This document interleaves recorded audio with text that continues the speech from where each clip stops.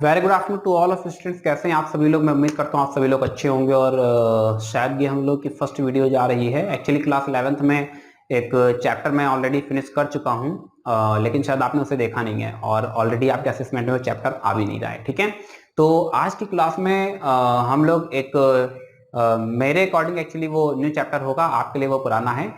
Set theory हम लोग start करेंगे। और सेट थ्योरी में बहुत बड़ा अपने आप में स्ट्रॉन्ग चैप्टर है सेट थ्योरी।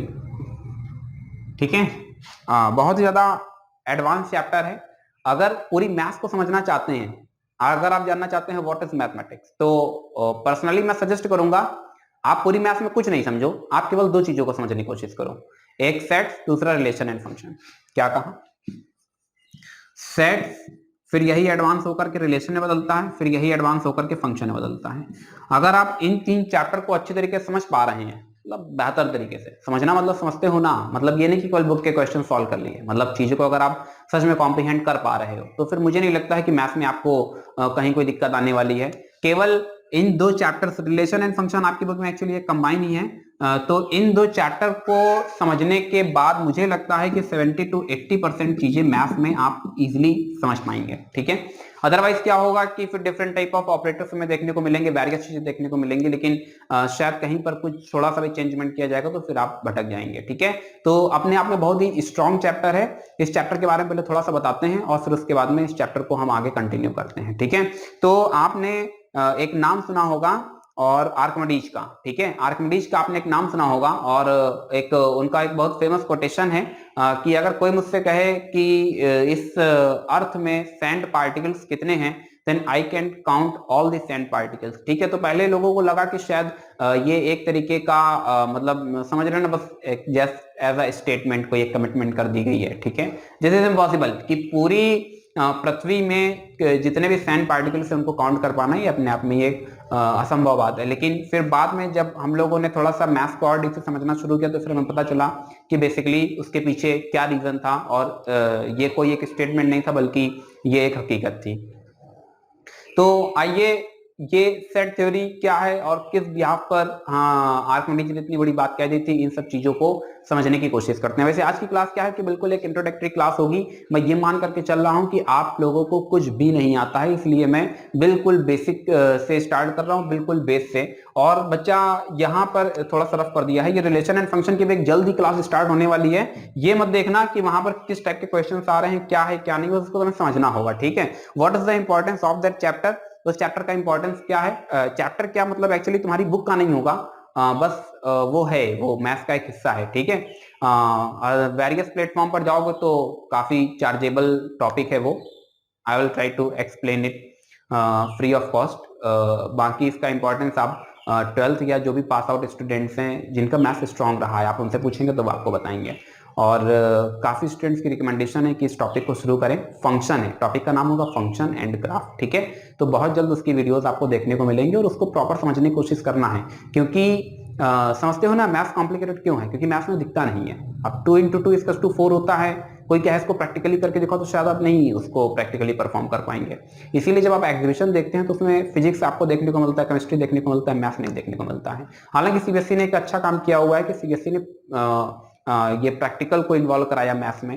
अभी वहां पर क्या है, 20 मार्क्स का आपका प्रैक्टिकल भी होता है, तो आपको प्रैक्टिकल के थ्रू चीजें आपको एक्सप्लेन की जाती हैं। और ये एक सबसे अच्छी बात है कि अभी सीबीएसई ने जो एक न्यू पैटर्न अडॉप्ट किया हुआ है, जिसमें कि कुछ एप्लीकेशंस मैथ्स के डिस्कस किए जाएंगे, तो ये मतलब बहुत अच्छी चीज है। इससे आप चीजों को समझ पाएंगे कि आखिरकार मैथ्स का इस्तेमाल प्रैक्टिकली किस तरीके से होता है।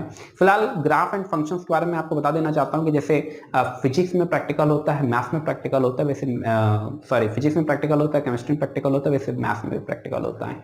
जैसे आपको फिजिक्स के एप्लीकेशंस देखने को मिलते हैं, केमिस्ट्री के एप्लीकेशंस देखने को मिलते हैं, सेम प्रोसेस मैथ्स के भी एप्लीकेशंस आप वहां पर देखेंगे। फिलहाल आज की क्लास की शुरुआत करते हैं सेट थ्योरी से, और सेट थ्योरी में सेट्स को अडॉप्ट करते हैं। बस उतना ही पढ़ाया जाएगा जितना कि आपके सिलेबस में है। ठीक है, ताकि आपका असेसमेंट अच्छे से कंप्लीट हो पाए। तो सबसे पहले हमें समझना होगा इसकी डेफिनेशन। क्या कहा?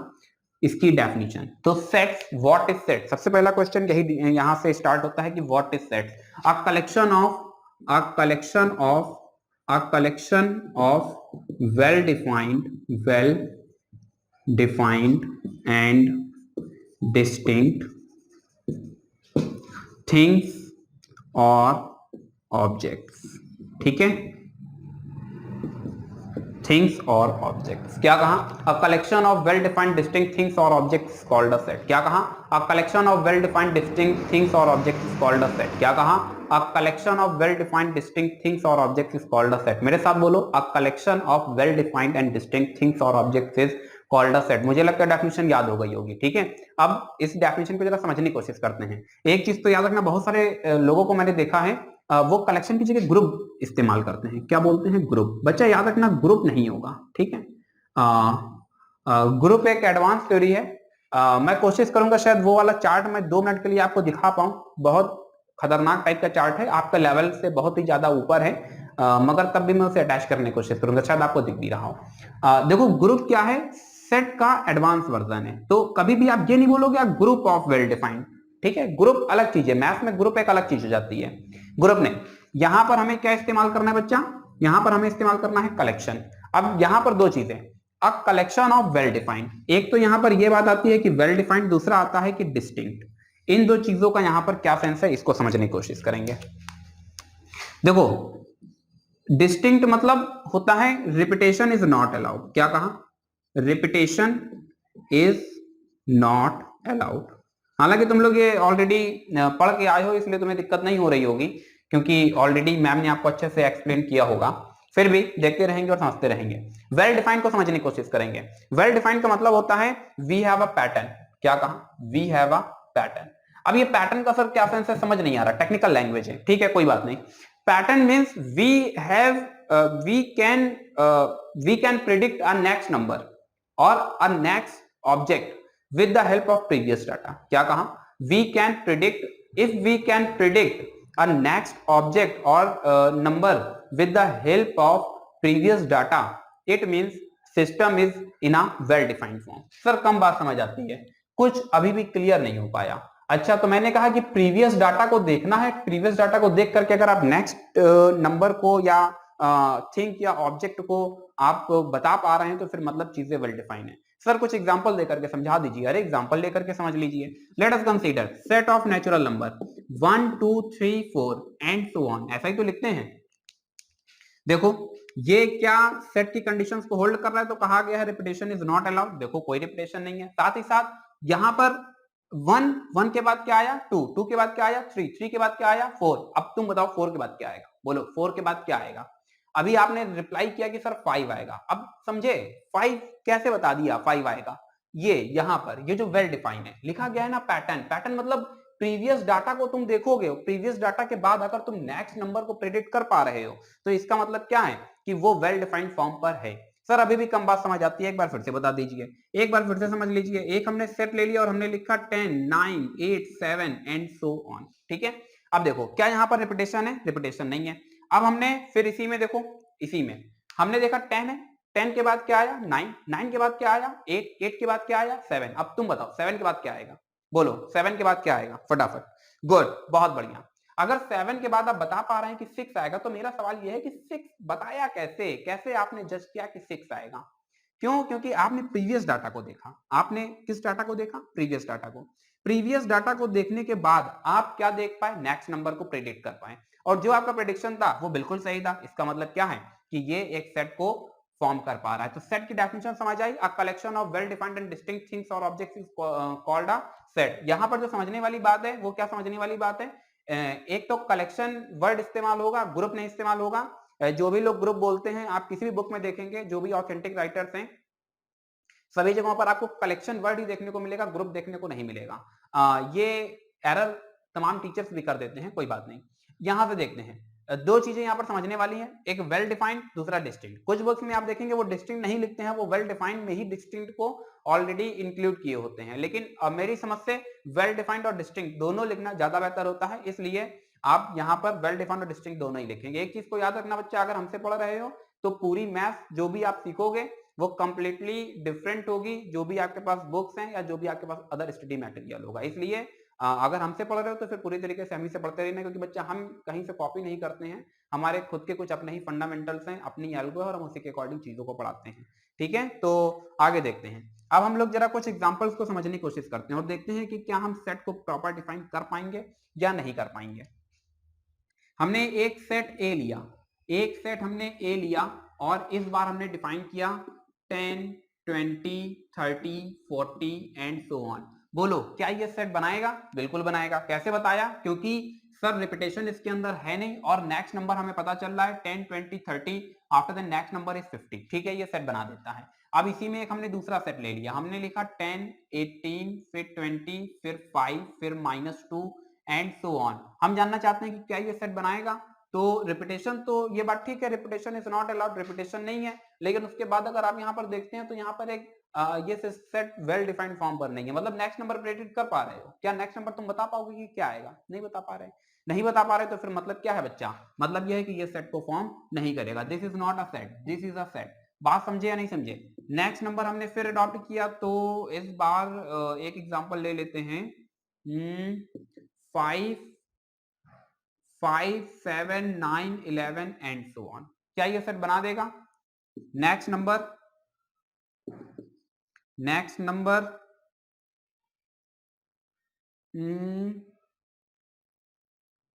नेक्स्ट में हम ले लेते हैं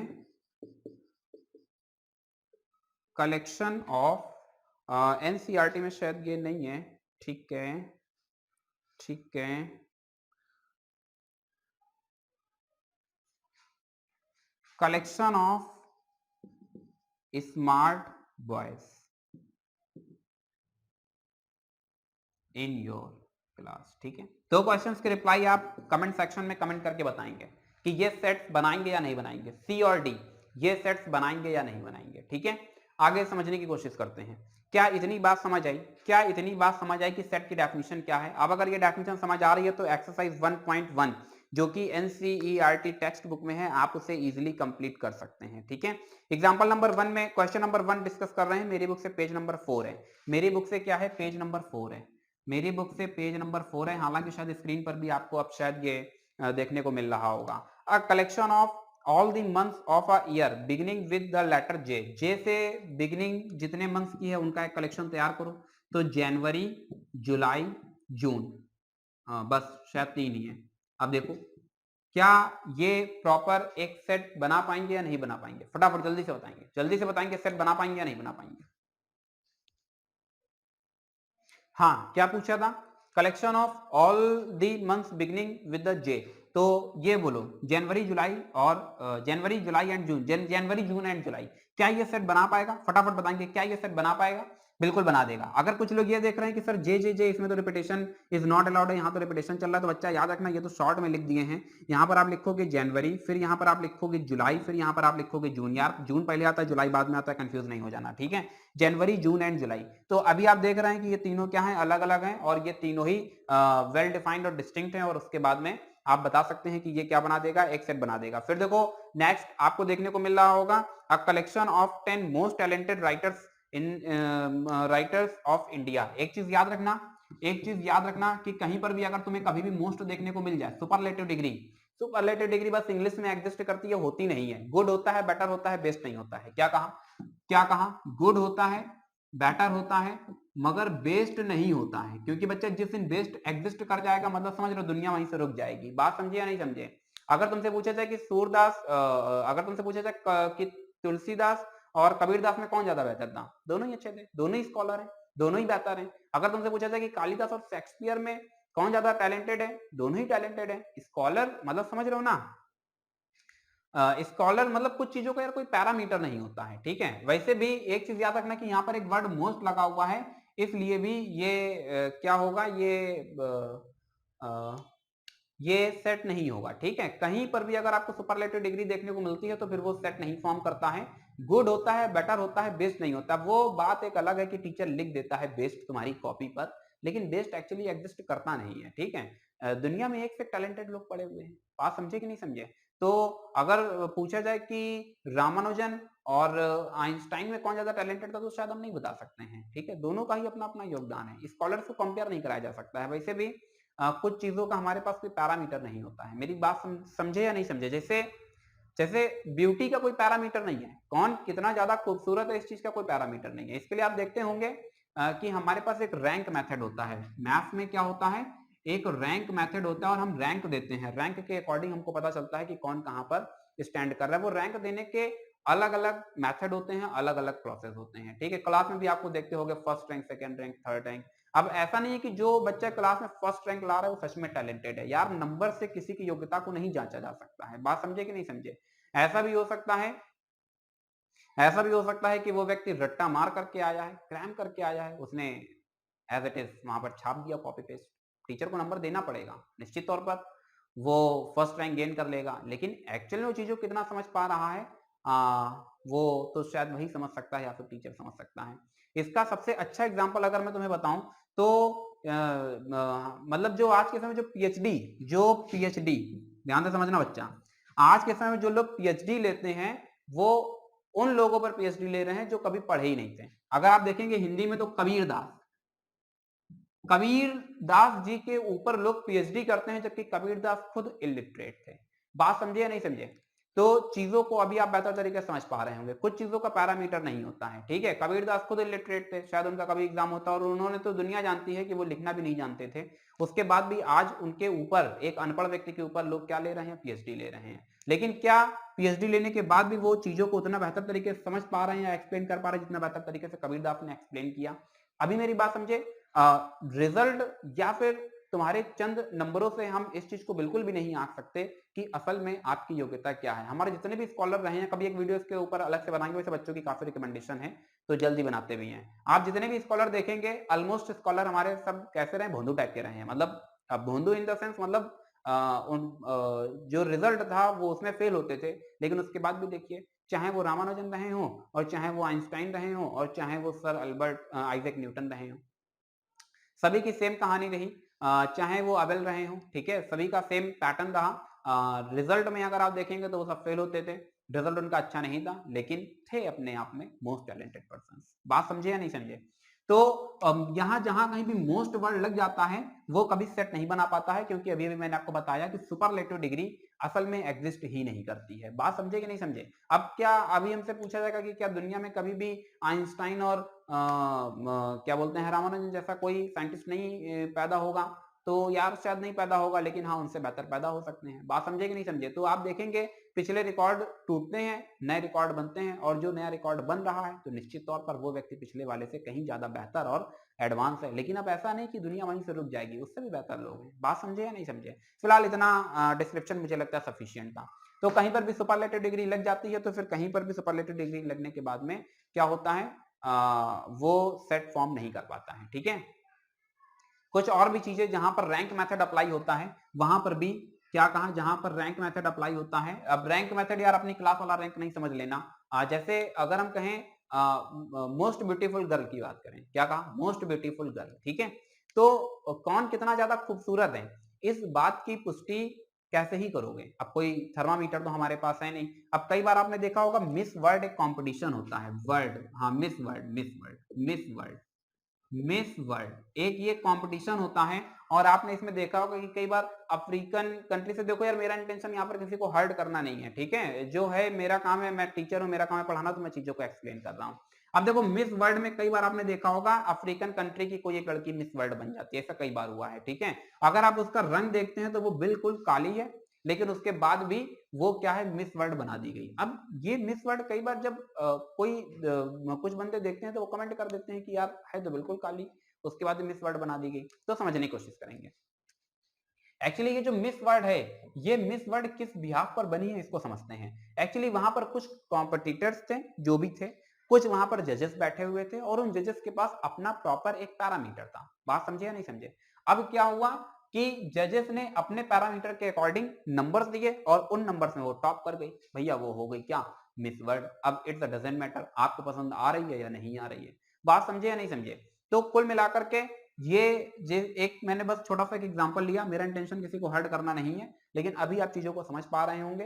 कुछ चीजों पे रैंक अप्लाई होता है, कौन कितना खूबसूरत है इस बात की पुष्टि नहीं की जा सकती है। भारत में ही अगर आप साउथ इंडियंस को देखते हैं तो उनका रंग बहुत ज्यादा दबा होता है, लेकिन उसके बाद भी ऐसा नहीं है कि वहां पर शादियां नहीं होती हैं। उत्तर भारत की बात अलग है, यहाँ पर हम लोग गोरी लड़की को ढूंढ रहे होते हैं, लेकिन ऐसा भी नहीं है कि जिनका रंग दबा है उनकी शादी नहीं होती है, उनको लोग लाइक ही नहीं करते हैं। बात समझे या नहीं समझे? तो कुछ चीजों पर क्या कहा, ये मेथड अप्लाई नहीं हो पाता है, मतलब वो सेट नहीं बना पाते हैं। जहां कहीं भी रैंक अप्लाई हो रहा होता है वो बस एक कलेक्शन ही होता है, सेट में नहीं तब्दील हो पाता है। बात समझे या नहीं समझे?